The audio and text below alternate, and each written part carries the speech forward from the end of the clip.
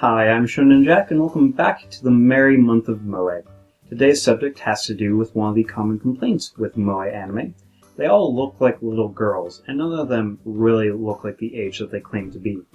This pits the characters as innocent and pure, but also infantilizes them, as though they can't take care of themselves. This can pose an issue when one of these seemingly young girls has romantic feelings for the main character. I may have misspoken last week because today's anime doesn't have any of these problems. It averts them entirely because the main character of Bunny Drop is 6.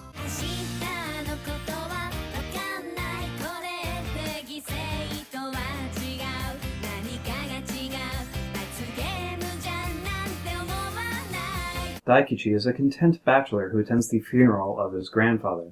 There he meets Rin, the illegitimate child of the old man, which would technically make her his aunt. These will be our two main characters for the story. This whole first episode is impressive. Rin spends much of the time non-verbal, and Daikichi spends a fair bit of time observing her. He sees her try to act stubbornly on her own, try to wind up the old wall clock, or try to stay up late watching the incense.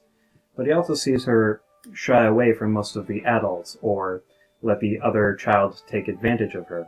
When it comes time to put ornamental flowers in the coffin, she instead takes a bellflower from the garden, tracking dirt through the house along the way because it was the old man's favorite.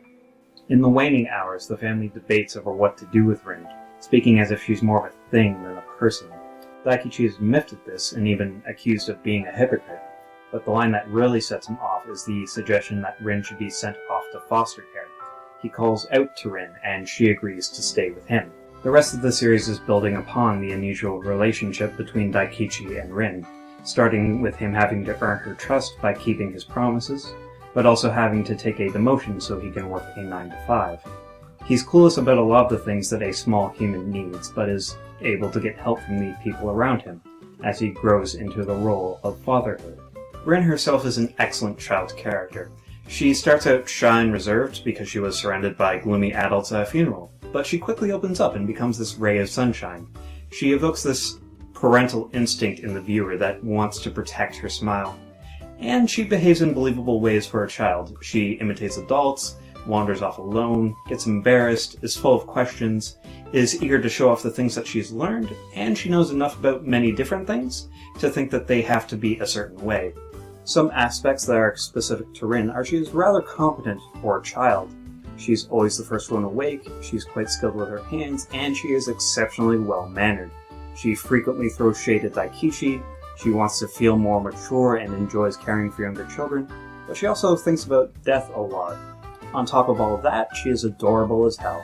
Daikichi often doubts himself, wondering if he's capable of the sacrifices that parents make every day. He's constantly amazed by the other parents that he encounters.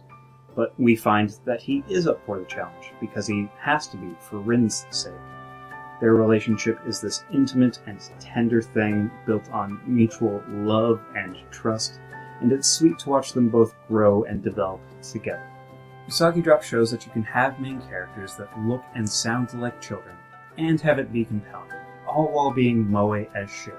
It avoids the problems of creating romance for characters that are too young for that kind of thing. Do not ever seek out the manga because it throws all the good stuff out the window.